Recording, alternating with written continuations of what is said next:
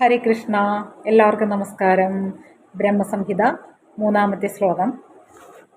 ആലോല ചന്ദ്രകലസത്വനമാല്യവംശീ രത്നാഗതം പ്രണയകേളി കലാവിലാസം ശ്യാമം ത്രിഭംഗലളിതം നിയതപ്രകാശം ഗോവിന്ദമാദിപുരുഷം തമഹം ഭജാമി.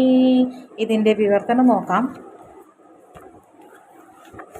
ചന്ദ്രപതക്കത്താൽ അലങ്കരിച്ച പൂക്കളുടെ ഹാരം കഴുത്തിലണിഞ്ഞവനും രത്നാഭരണങ്ങളാലും ഓടക്കുഴലിനാലും 2 കൈകളും അലങ്കരിക്കപ്പെട്ടവനും രാസലീലകളിൽ ആഹ്ലാദിക്കുന്നവനും സുന്ദരമായ ത്രിഭംഗവും ശാശ്വതമായ ശ്യാമസുന്ദര രൂപത്തിൽ പ്രത്യക്ഷപ്പെടുന്ന ആദിപുരുഷനായ ഗോവിന്ദനെ ഞാൻ ആരാധിക്കുന്നു. ഹരേ കൃഷ്ണ.